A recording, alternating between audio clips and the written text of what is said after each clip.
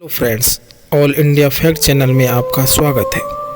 आज हम आपको एक सच्ची आधारित घटना सुनाने वाले हैं जिससे आपका दिल दहल जाएगा तथा आप सोचने पर मजबूर हो जाएंगे। दोस्तों, यह बात 9 मई 2003 की है, जब एक 24 वर्षीय नवोदित कवयित्री और कथित रूप से अमरमणि त्रिपाठी की प्रेमिका मधुमिता शुक्ला को लखनऊ के पेपर मिल कॉलोनी में उनके 2 कमरे के अपार्टमेंट में 2 आगंतुकों ने बहुत करीबी से गोली मारी थी। दोस्तों, उस समय वह 7 महीने की गर्भवती महिला थी। दोस्तों, उस समय कवयित्री मधुमिता शुक्ला हत्याकांड में आजीवन कारावास की सजा काट रहे यूपी के चर्चित नेता अमरमणि त्रिपाठी और उनकी पत्नी मधुमणि त्रिपाठी को जेल से रिहा किया जाएगा। सजा में ये कटौती उनकी सेहत और जेल में अच्छे व्यवहार की वजह से की जा रही है। दोस्तों, ऐसे में आज हम आपको मधुरिमा शुक्ला हत्याकांड की अपने चैनल के माध्यम से सच्ची घटना सुनाने वाले हैं। दोस्तों, इसी श्रृंखला में बदमाशों ने उनके 2 कमरों के अपार्टमेंट में घुसकर बेहद करीबी से उन्हें गोली मारी थी। जिस वक्त मधुरिमा शुक्ला को गोली मारी गई थी वो 7 महीने की गर्भवती थी। दोस्तों, हालांकि उनके गर्भवती होने की जानकारी बाद में सामने आई थी।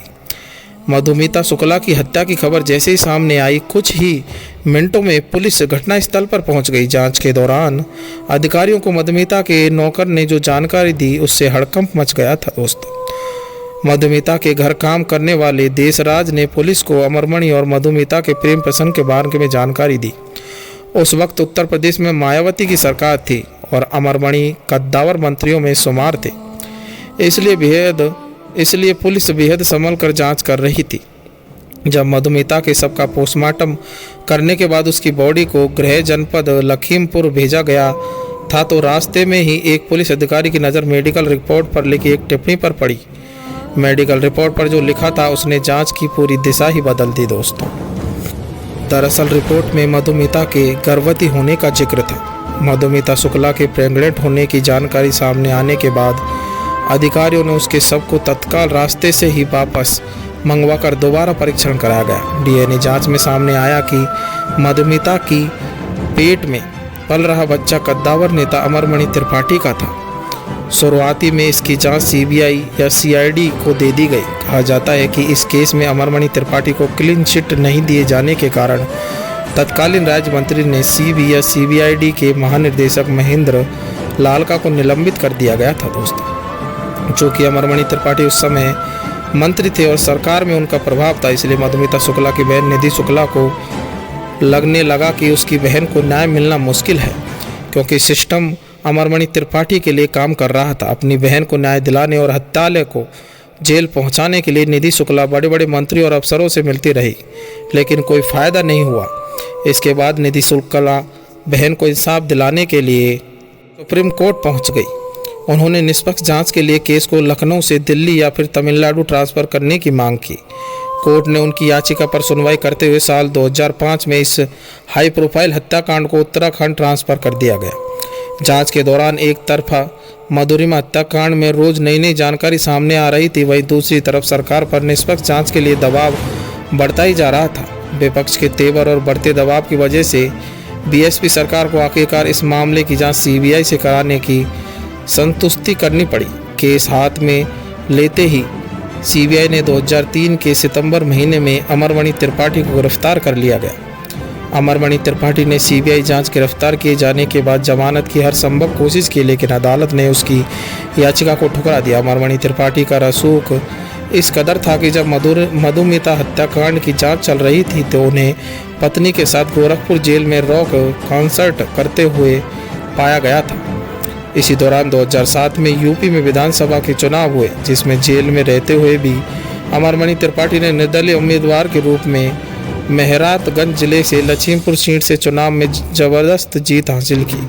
उन्होंने राष्ट्रीय जनता दल के निकटतम प्रतिद्वंदी कौशल किशोर को लगभग 20,000 वोटों के अंतर से शिकस्त दी थी। दोस्तों, सीबीआई ने जब जांच शुरू की तो इस दौरान भी गवाह को धमकाने के आरोप लगे, जिस वजह से इस हाई प्रोफाइल हत्या के मामले को देहरादून की फास्ट ट्रैक कोर्ट में ट्रांसफ़र कर दिया गया। देहरादून की फास्ट ट्रैक कोर्ट हत्या के 4 साल बाद 24 अक्टूबर 2007 को अमरमणि त्रिपाठी और उसकी पत्नी मधुमणि त्रिपाठी भतीजा रोहित चतुर्वेदी और शूटर संतोष राय को दोषी करार करते हुए उम्र कैद की सज़ा सुना दी। हालांकि इसके बाद भी यूपी के सियासी गलियारों में अमरमणि का दबदबा कभी कम नहीं हुआ। इस हत्याकांड में देहरादून की अदालत ने इन चारों को तो दोषी करार दिया, लेकिन एक अन्य शूटर प्रकाश पांडे को संदेश का लाभ देते हुए बरी कर दिया है दोस्तों। हालांकि बाद में नैनीताल हाईकोर्ट ने प्रकाश पांडे को भी दोषी पाते हुए इस मामले में उम्र कैद की सज़ा सुना दी। इसके बाद से ही अमर त्रिपाठी और उसकी पत्नी इस मामले में जेल की सज़ा काट रहे हैं। अब बात अगर अमरमणि त्रिपाठी की राजनीतिक रुतबे की करें तो हत्याकांड के नाम आने से पहले महाराजगंज जिले का नौतनवा विधानसभा सीट यूपी के उन चुनिंदा विधानसभा क्षेत्रों में शामिल था जहां चुनाव के दौरान पूरे प्रदेश की नज़र रहती थी। इसके मुख्य कारण अमरमणि त्रिपाठी ही थे। इस विधानसभा से अमरमणि कई बार विधायक रहे और कल्याण सिंह के सरकार में पहली बार मंत्री भी बने। हालांकि कल्याण सिंह सरकार में ही एक अपहरण कांड में नाम सामने आने के बाद मुख्यमंत्री सिंह ने उन्हें मंत्री पद से बर्खास्त कर दिया था। इसके बाद अमरमणि त्रिपाठी का राजनीतिक करियर धीरे धीरे ढलान की तरफ बढ़ता गया। बाद में अमरमणि त्रिपाठी ने अपनी राजनीतिक विरासत अपने बेटे अमरमणि को सौंप दी, लेकिन वो भी पत्नी की हत्या के मामले में जेल की सज़ा काट रहा है। अब अच्छे आचरण की वजह से राज्यपाल ने अमरमणि त्रिपाठी और उसकी पत्नी को जेल से रिहा करने का आदेश दिया है, तो एक बार फिर मधुरिमा शुक्ला की बहन निधि शुक्ला ने इसका विरोध किया। दोस्तों, मैंने 20 साल लड़ाई लड़ी, निधि शुक्ला अपने मुंह जवानी बोलती है। दोस्तों, उन्होंने कहा कि मेरा अनुरोध है कि सुप्रीम कोर्ट के द्वारा इस मामले में की जाने वाली सुनवाई तक रिहाई के आदेश को रोका जाए। सिर्फ कुछ घंटों की बात है, सुप्रीम कोर्ट के आदेश का इंतजार किया जाए तब तक कि सुप्रीम कोर्ट कोई आदेश ना दे दे।